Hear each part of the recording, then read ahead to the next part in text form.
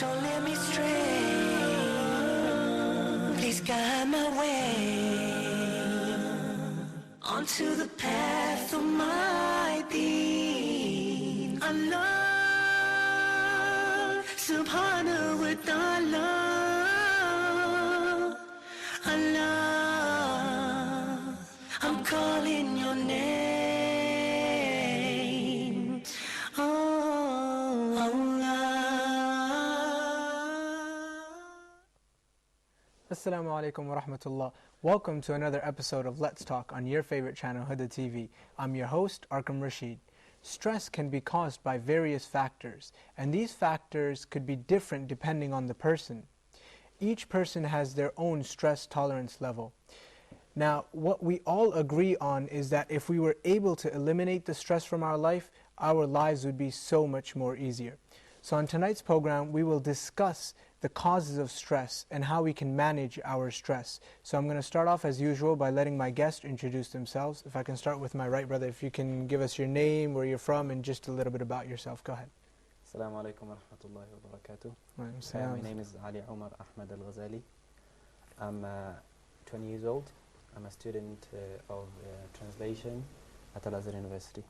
All right, Ali, I want to welcome you back to the show. You've been on here before and shared your thoughts and opinions with us here, and we're glad to have you here again tonight. Thank you. Brother, if I can get your name, where you're from, and just a little bit about yourself. Go ahead. My name is Mahmoud Abdul Sabur. I'm 31 years old. I'm studying here at Al-Azhar University in the Faculty of Sharia, Islamic Sharia, and I'm from the United States, from Georgia. From Georgia, and how are you finding it here in Egypt? Egypt is awesome. It's wonderful. All right, I'm glad to see that you're enjoying here in Egypt. All right, Mahmoud, I want to welcome you to the show, and I think you've been here before, so I want to welcome you back to the show, actually. Appreciate it. If I can go over to this side, brother, if I can get your name, where you're from, and just a little bit about yourself. Go ahead. So first of all, assalamu alaikum.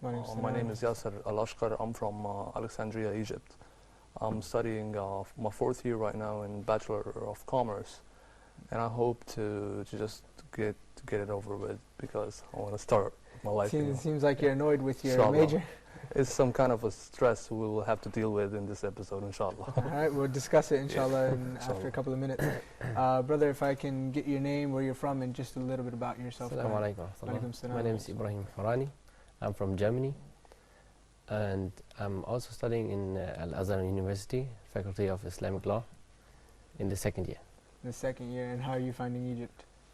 Alhamdulillah, it's different, but it's good. Alhamdulillah. But see, alhamdulillah is used for both good and bad. So if someone says, how are you finding Egypt, and you don't like it, then you say, alhamdulillah. And if someone says, how you like it, and you like it, you say, alhamdulillah. It's just the different tones of alhamdulillah. Now, I like Egypt. It's the Islamic environment, which I like about Egypt. Hearing adhan and praying in the masjid. Alhamdulillah. We all just said alhamdulillah. All right, Ibrahim, I want to welcome you back to the show. I'm glad to have you back on the show again. Now, before we start the show, I want you guys to take a quick look at this short video, and then after that, I'm going to ask my guests for their opinions on the video, and then we'll start our conversation, inshallah. Go ahead. Perfect my alliance and I praise. Subhanallahi wa bihamdihi. Subhanallahi how perfect you are. Allah subhanahu wa ta'ala. Assalamu alaikum wa rahmatullahi wa barakatuhu. May the peace and blessings of Allah, of God, be upon you all. A very quick note for everybody. Allah says in the Quran, أَفَلَا يَتَدَبَّرُونَ الْقُرْآنِ. Do they not reflect upon the Quran, or are there locks on their hearts? If we reflect upon the verse that tells us to reflect upon the Quran, we may conclude that the more we contemplate, meditate, and discover and analyze and search for the gems in the Quranic verses, the more our hearts will become unlocked to receive the mercy, guidance, and divine love. Because brothers and sisters and friends, the Quran is an ocean, and we must do tadabbur, reflection and pondering upon this book, as Allah tells us. And the more we ponder, we take an ayah, we take a verse, and we find out, what does it mean for me? What does Allah want me to do concerning this verse? How does it affect my spiritual and social DNA? How am I supposed to act and live and behave?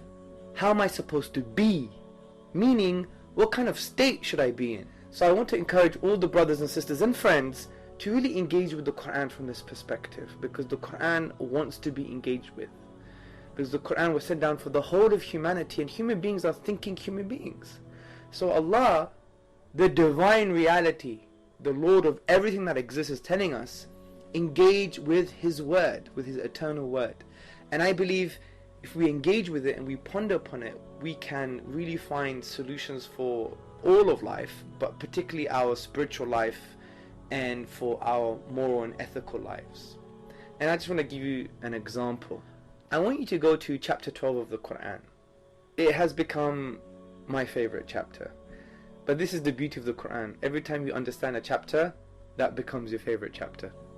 So I've done some work concerning the 12th chapter of the Quran, and I find it so fascinating.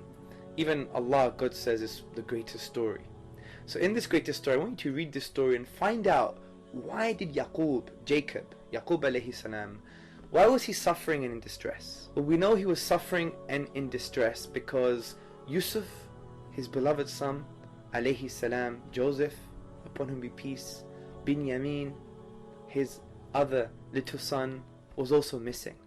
And he was in distress, where he says in the chapter 12 verse 86, I only complain of my suffering and grief to Allah, and I know from Allah that which you do not know. So from the perspective of a state of being, so say we're depressed sometimes in life and we're really upset, or we don't know where we're going, and we have this kind of existential crisis. Who are we? Whose are we? What are we? Why are we? All these questions we can't really answer properly. We haven't really reflected upon those questions properly, because we all need reminders.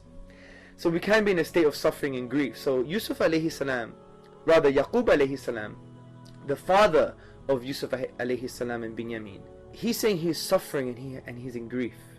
But look at his solution, or look what he does. And he says, I only complain of my suffering and grief to Allah. That's number one. When we go to the next verse, verse 87, he now advises his sons, because he had another 10 sons, to go and find out about Joseph and Binyamin, his brother. And look what Yaqub alayhi salam says. He says, and despair not of the life-giving mercy, Rawhillah, the life-giving mercy of God, of Allah. For indeed, the one who despairs of the life-giving mercy of God is the one who actively rejects the truth. So there are some lessons here. It's teaching us how to deal with grief and distress and depression. Because Yaqub alayhi salam, Jacob, upon whom be peace, he wasn't the one in genuine distress and grief because he loved Joseph so much, he loved Binyamin so much, and he was really, really, really distressed. But look what he does. He says, I complain only to Allah. So that's the first point of call when you're distressed and you're in grief. Complain to Allah. The second piece of advice, which is quite significant, is in the advice he gives to his sons. And he says, and despair not of the life-giving mercy of Allah, for whoever despairs of His mercy is the one who's in an active state of disbelief, who rejects the truth. So it means the one who's in grief and distress and depressed, a solution out of this grief and depression is to sincerely advise others and remind others of the mercy of Allah.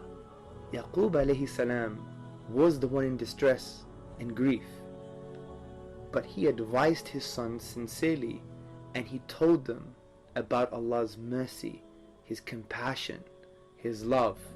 So the way to get out of this grief and distress is actually to do that. Advise others sincerely and remind them of the mercy of Allah. And it's no wonder many of the counselors or psychotherapists, they were actually depressed and they got into the job just to help themselves, because advising others actually helps you.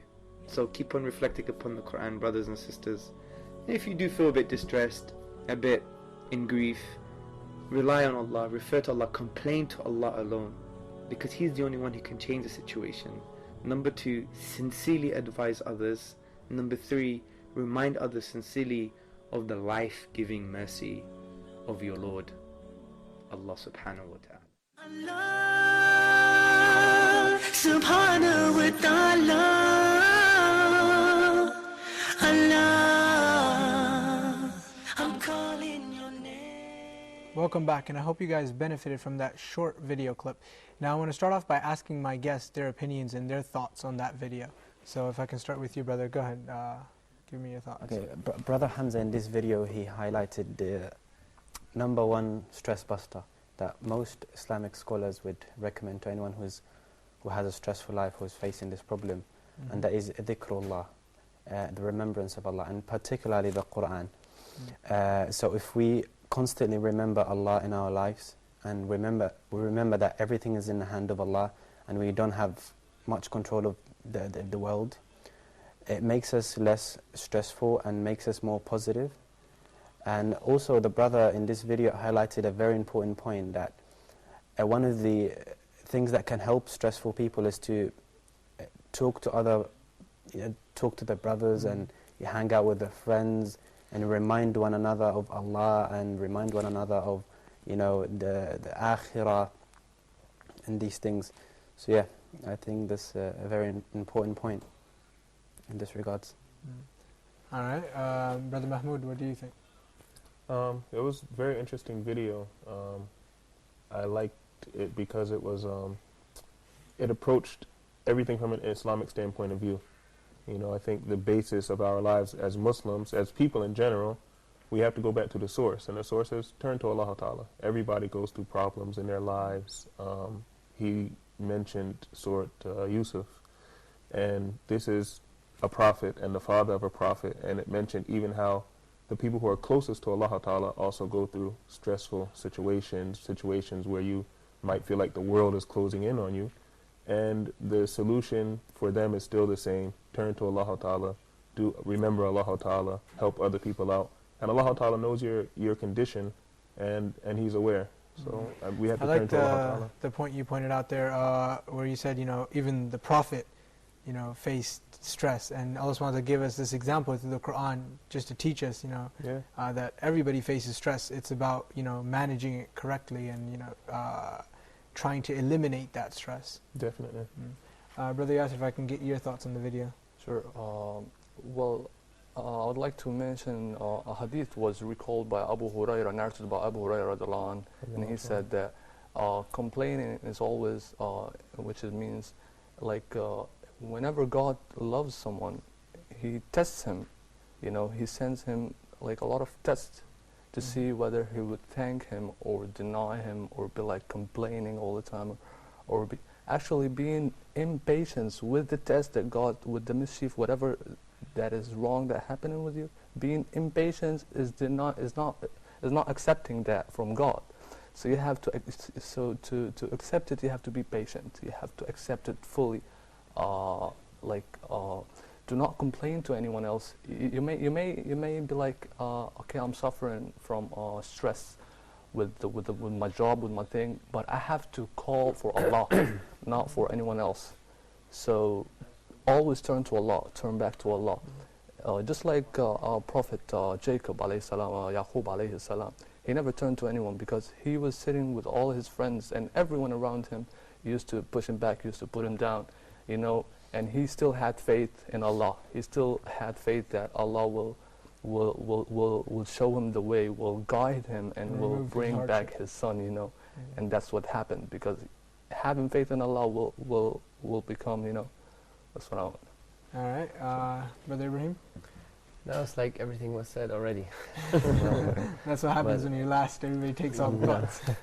But alhamdulillah, what the brother Mahmoud said, I think it's very nice, the video, because it takes the Islamic kind of view of the topic.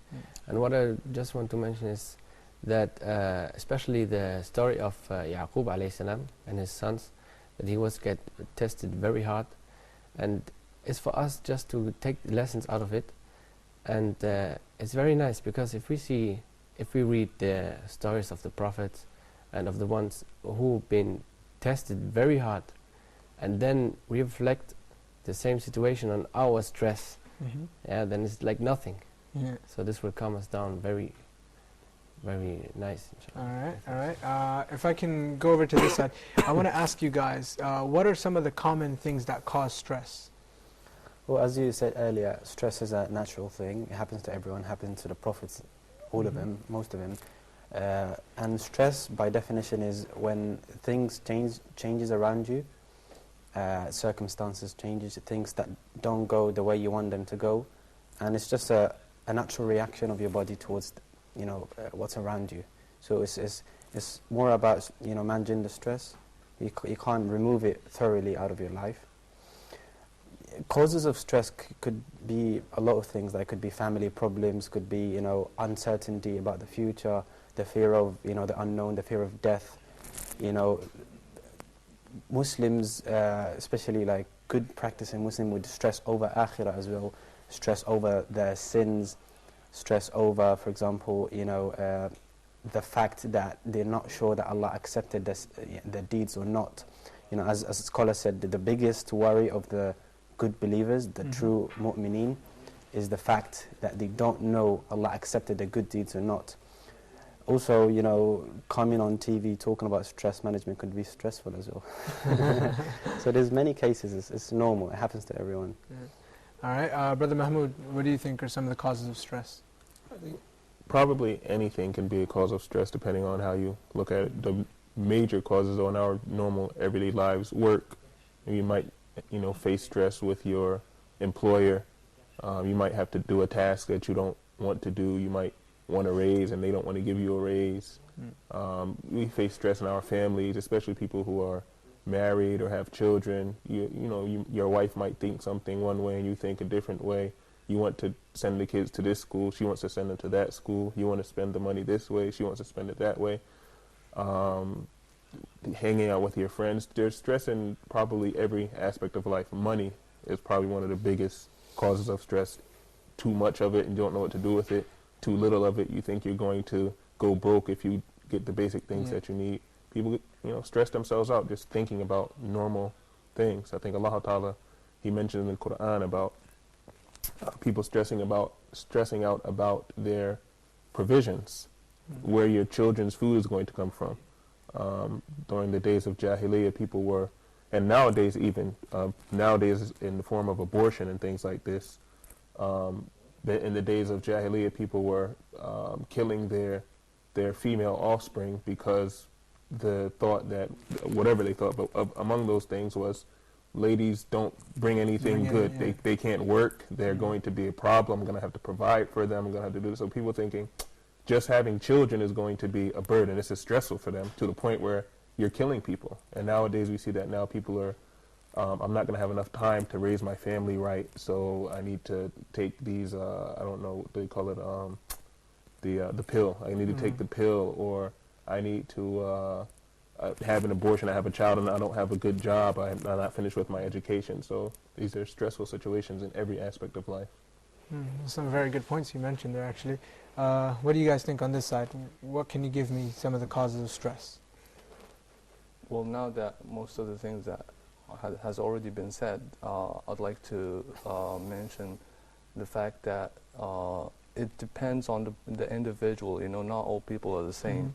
And just as you mentioned, like all the prophets, each one and every prophet had his own test, has his own test from God.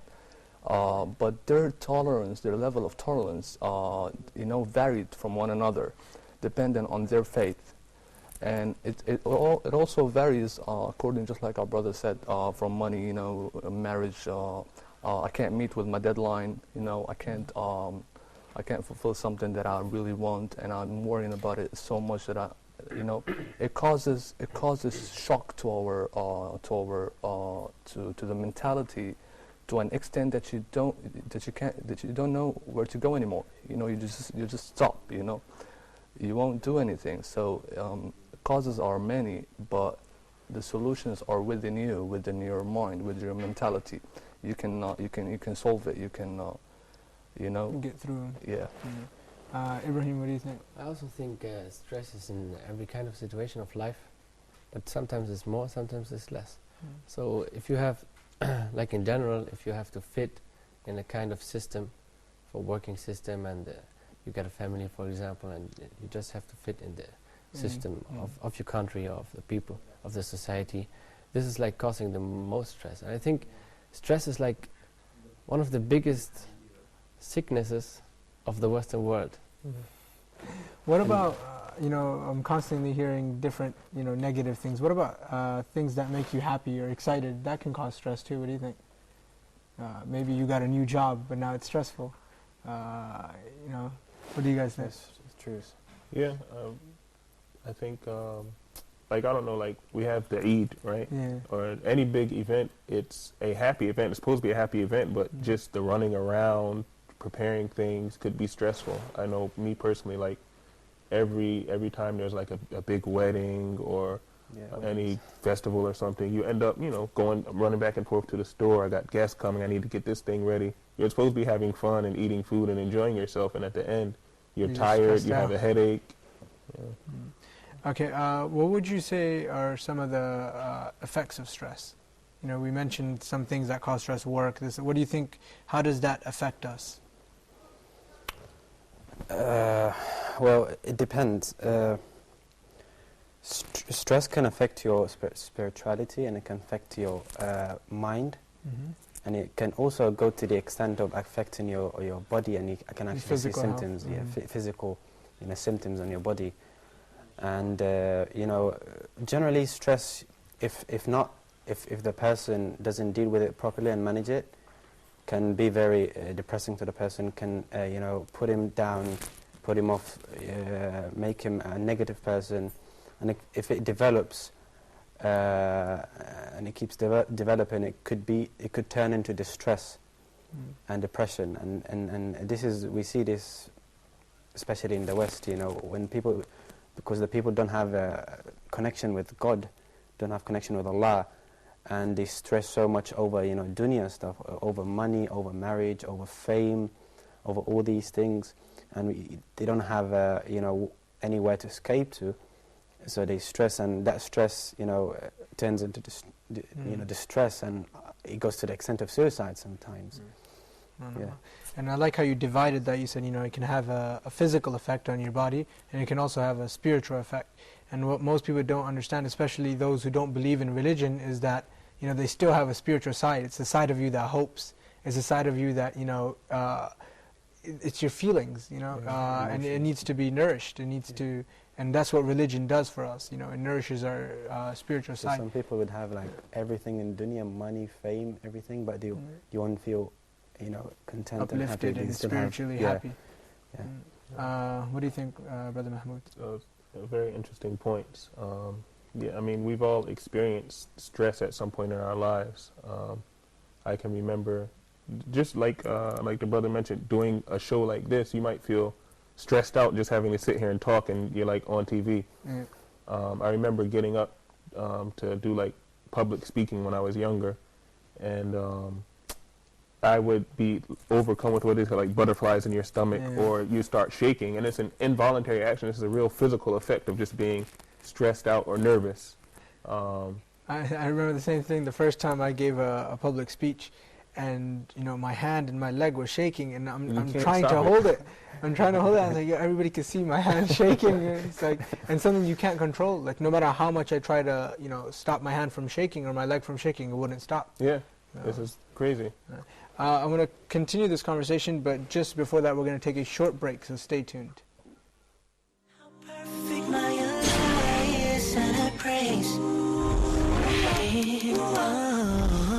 Subhanallah wa bihamdihi, Subhanallah. How perfect you are, Allah. Subhanahu wa ta'ala.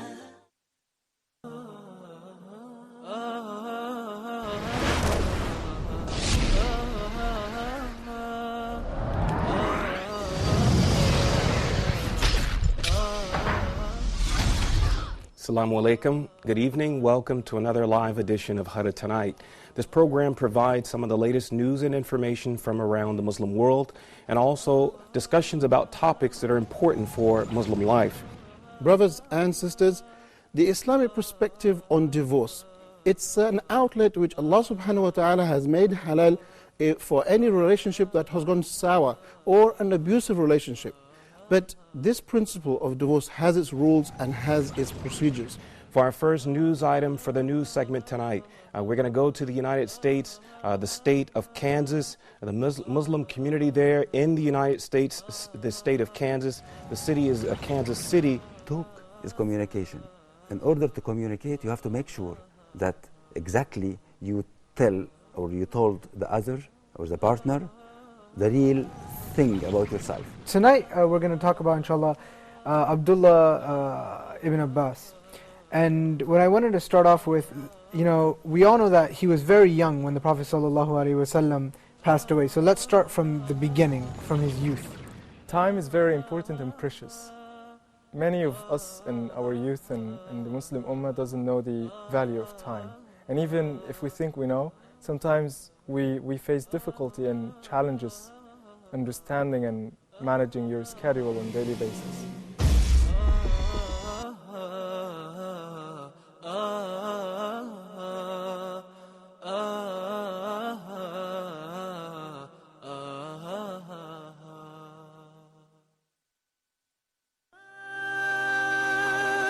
Subhanahu wa ta'ala, Allah, I'm calling your name. Welcome back. Now, before the break, we were discussing some of the effects of stress, and Brother Mahmoud was sharing his thoughts with us. So if we can go back to Brother Mahmoud. Go ahead, brother. Yeah, we mentioned some of the lesser effects, I guess, but also you have some more severe effects when you allow stress to really affect you, and we do see it a lot more in the Western world. People, they have like a chronic stress disorder. They can't sleep, they can't eat, suicidal thoughts. People are going and taking drugs, different, pharmaceutical drugs, of course, and maybe even what they call recreational drugs nowadays. People try to escape these things, which is, of course, and try to escape reality. And you're trying to escape the reality instead of dealing with the problems that life gives you. And you find that when people, when they go to these other mediums, it just really increases the problem. You get a temporary relief, but that thing that you're running from is staring you in the face as soon as the temporary relief wears off. As soon as the effect of that drug is gone, you're back to that stressful state. Yeah, and it's a horrible situation to be in. But if you continue to let stress you out, then inevitably you're going to get to a point where you feel like the world is closing in on you. You have to do something. And that's where good stress management would kick in. Definitely. Okay, I want to come over this side. What do you guys think are some of the effects of stress? Well, just like our brother mentioned, that it causes some chronic diseases for some people. But to those people, I'd like to say that, like in our religion, in Islam, if you leave everything up to Allah and not be stressful about anything, because it is said that لو توكلتم على الله حق توكله لرزقكم كما يرزق الطير تغدو خماصا وتجري بطانا. If you are dependent upon to Allah to the extent in a high level, He would just send you all the good things, just like the bird. It goes out of its place, not knowing how will it get the food for its. It doesn't know what it would gain throughout the day. But still, the solution for those who suffer chronic diseases is spiritually, not medically, not with the pills, because just like you guys mentioned, it's temporary. But to be for a long-term effect, you have to go back to the soul, to the core, which is feel good. Have a good relation with God. If inside your spiritual side feels great and uplifted, then take an effect on your body also. Exactly, because it's all emotionally. It's all with the mind. If you feel good, it'll become an action, become a behavior. It'll show. There'll be a glow on your face. Exactly. Brother Ibrahim. Especially this emptiness, what they feel inside. especially the people who don't believe in religions or something. This emptiness inside is what makes them to suicide, for example, and they don't know how to get rid of the stress. This is the point. I think this is the major problem of the chronic stress, because they don't know how to get rid of it. They will just keep it, and they can't just sleep. builds up. No, and they try to sleep, I think, and they think maybe their sleep will take the stress away, but it's not. So they wake up and this is still the same level of stress, and this is what makes them crazy and sick also. And if you continue like this, then it will have a big effect on your body too, and on your health. All right, I'm going to go to this side. I want to ask you guys, now we discussed some of the causes of stress. We discussed its effects, the different things it can do to your body, your spirit, your spiritual side, your soul. Now I want to just talk about different ways in which we can eliminate and get rid of stress. How can we manage it properly? Okay, as we said, stress comes from changes around you and your reaction to it.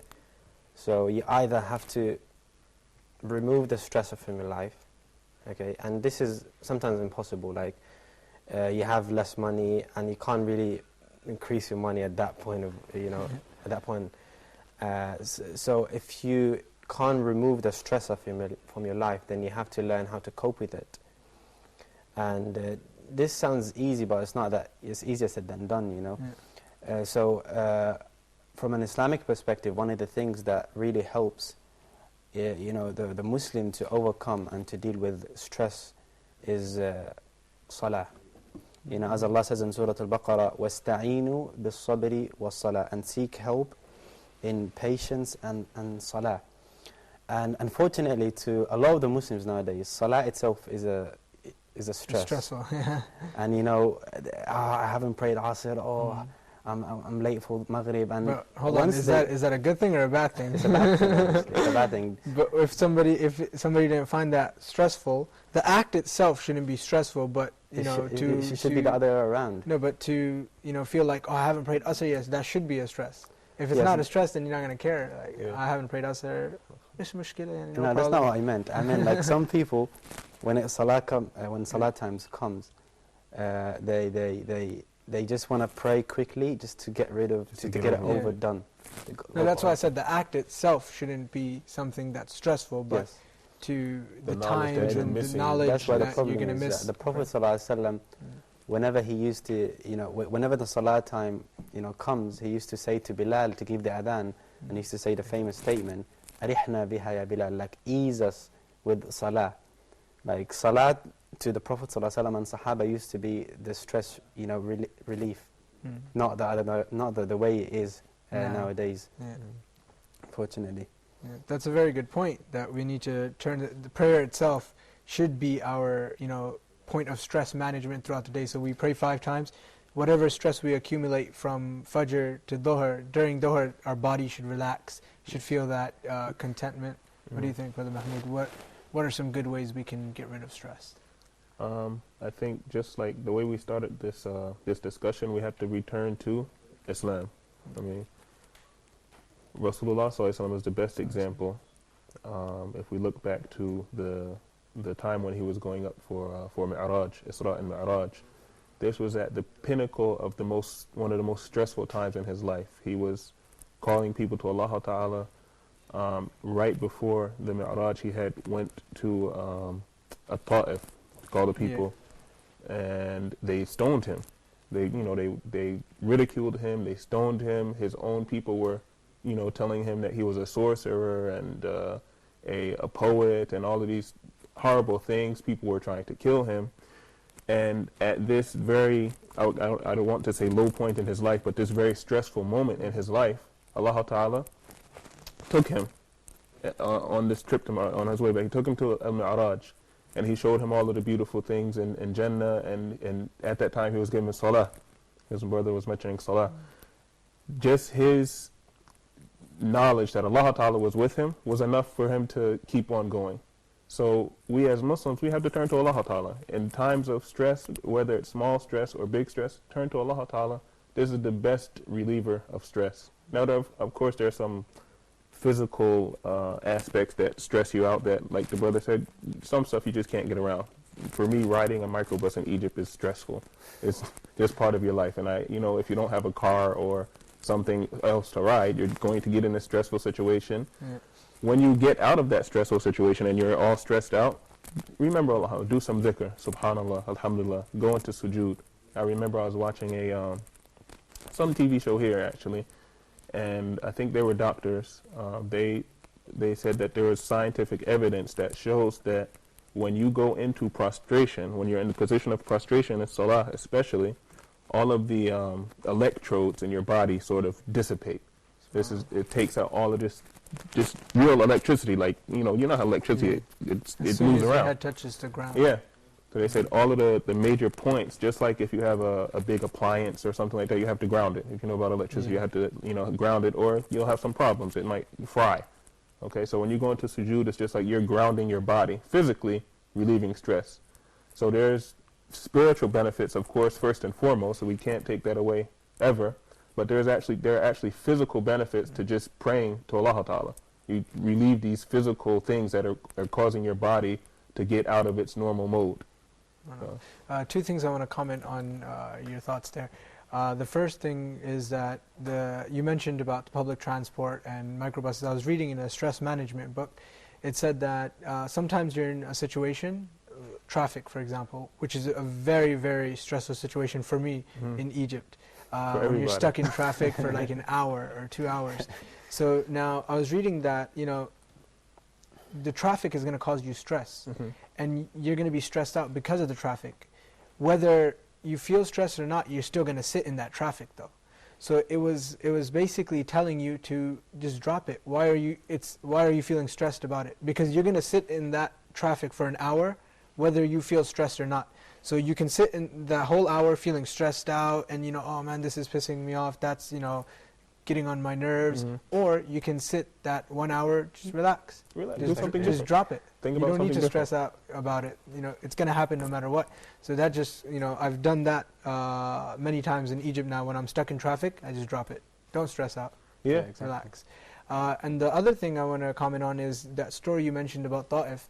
While you were mentioning it, I just extracted something very small from it, is that after he was stressed out because of Ta'if, and he was resting under a tree, and the angel came to him and said, if you want, I can crush Ta'if between the two mountains. And the Prophet ﷺ, he said no. Now if he wanted, he could have relieved his stress by hurting or whoever was causing him the stress by just completely annihilating or getting rid of them. But he did something else. He said, even if one of their offsprings accepts Islam, right, that would give me contentment, spiritual contentment. SubhanAllah, it's just a very small point. When you were mentioning the story of Tawfiq, it just came to my head. I was like, wow, that's just beautiful. I would add to that too. I don't want to take everybody's time, but just that is a perfect example of real stress management. Because, for example, if something stresses you out at work, a lot of times you go home, and the effects of that stress, if you're married or something, it extends to the family. Your boss stressed you out, so now you're stressing out your wife, you're yelling at the kids, you want to sit in a corner or something. And this is your way of releasing that stress. And after you get done yelling and screaming, you say, why did I do that? Why did I do that? So you're right, Rasulullah, so he could have just released his stress and just lashed out at those people and said, they stoned me, so I'm going to go ahead and take the offer of the angel and have them crushed and be done with it. Or I can turn to my Allah. Allah Ta'ala knows my position. He made dua for them, like the brother mentioned in the video. Call other people to righteousness and trust in Allah. Allah Ta'ala knows your position. Inshallah, there will be relief. There will eventually be relief. Allah Ta'ala knows your position. So Nabi Sallallahu Alaihi Wasallam is the best example by far for anything, and especially for stress relief. All right. If I can go to this side, brothers, what do you guys think are some good ways to eliminate and get rid of stress? Well, you have many ways, just like our brother said. First of all, reading Quran, supplication to Allah, salah, doing namaz most of the time, trying to pray sunnah time for 2 rakats. It'll relieve some stress. Try to pray to Allah that whatever stress, whatever that is stressful for you, to go away, to be relieved for you. Try to read Quran. reading Quran in itself is a way of, you know, you'd look at the word from another perspective, you know, from Allah's perspective, that nothing else matters, you know. It's all, everything is just, it's minor, it doesn't matter, you know. There are a lot of stuff that are much more important, like doing good, being righteous in this dunya, you know, trying to pray 5 times, you know, doing zakat, doing hajj. Think about the akhirah, you know. Most of these stuff, you know, like modern day stress would be about money, you know, marriage, this and that. You know, come to think about it, it all comes to nothing, you know, because, you know, there's a judgment day and you won't be, you know. So try to get the, you know, look at it from another way, you know. Try not to think often about it. Try to just like I like what you said about coping with it. If you can't deal with it, just you know, try to act with it. Yeah, exactly. All right, Brother Ibrahim, what do you think? Yeah, I also think reading Quran and making dhikr is a powerful release of stress. And the problem is that there's a big difference between the theory and the practice part. So there are a lot of people are stressed out, and then they say, okay, I will pray, and in their prayer they're not concentrated at all. They're stressed they out. are thinking about what their stress they have to do. So the prayer is not giving them nothing. So in this kind of point, I would say reading the Quran is more effective, because there you read and you have to concentrate on what you are reading, and maybe Allah will give you the opportunity to reflect or to think about the ayat, and it depends on the person, I think. Yeah. What do you guys think about physical stress relievers, such as getting into good eating habit? So eating healthy, sleeping well. What do you guys think? Yeah, being organized, you know, practicing, you know, sports, very effective as well. You know, to let out the stress and the steam inside of you. You know, to practice sport. You know, also one of the best ways to eliminate the stress is to actually help others to remove the stress, to help others, even if you're stressed for yourself. But when you go to your brother and check on him, and you know, help him to get over his stresses and problems, it actually helps you as well. As the Prophet ﷺ said, من فرج عن مؤمن كربة من كرب الدنيا فرج الله عنه كربة من كرب يوم القيامة. Whoever helps his brother to get over, or like helps his brother to remove and relieve his brother's burden, Allah will help him, not just in dunya, on akhirah as well. As we know, like the biggest burden on everyone is not in dunya, is going to be on akhirah, when everyone will stand in front of Allah and will be responsible and you know, held accountable for everything, for every single thing. So when you help your brothers, you know, to relieve the stresses in dunya, Allah will relieve and remove your stresses in akhirah. Also, I wanted to highlight that you know, the viewers might be listening to us now and might be taking some advices and notes and everything, and I have to start reading Quran, you know, start praying more. Like Qiyam al-Layl is very effective as well. As the brother he said, you know, is the theory, and you know, it's very easy to say, but it's not that easy to apply. So my advice to everyone is to take things gradually and easy. Otherwise, you know, you trying to remove stress could be stressful as well. When you take everything at a time, you try to fit everything together. I pray Quran like 2 hours a day. I pray like Qiyam al-Layl 3 hours a day. You know, and that actually could have a real bad effect, because, for example, if somebody tries to start praying, you know, 20 rakahs extra a day, nawafil prayers, and starts reading an hour of Quran, it will become so stressful because he didn't gradually build to it, that in 2-3 days he'll drop all the acts. And then whenever he remembers prayer or reading Quran, he's in, oh, that's stressful, I don't want to go back to that. So you should do one thing at a time, take things gradually and easily. That's a very good point there. Okay, now, how about your environment? Your people you're surrounded by, do you think they can have a negative effect on you and, you know, cause you to be in a stressful situation? Definitely.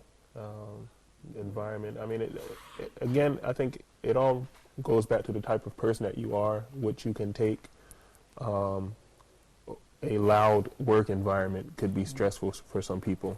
Quietness could be stressful for some people. Just the everyday things that you have to go through in life. I mean, what surrounds you, yes, it definitely has an effect on your physical presence in this area. I mean, like if you have right now we have exams going on, we have midterms going on.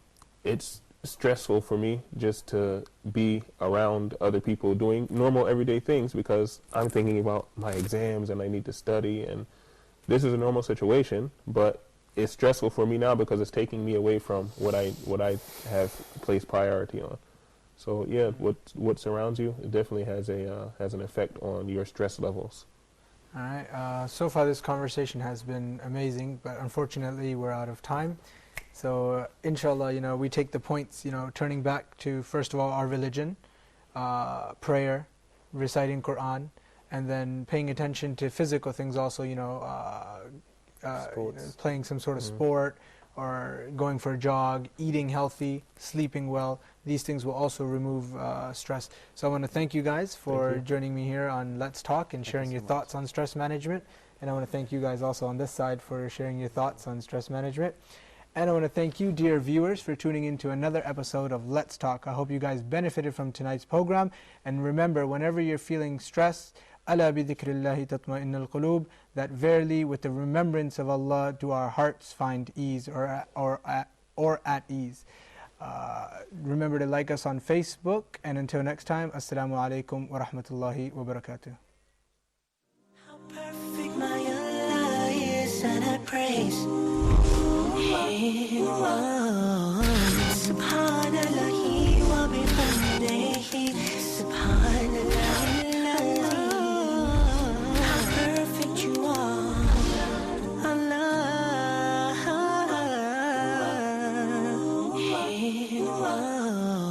Subhanallah wa bihamdihi, Subhanallah.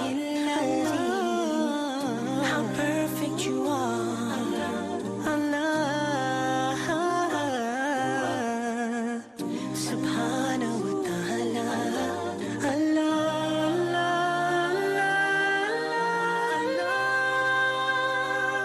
Subhanahu wa ta'ala,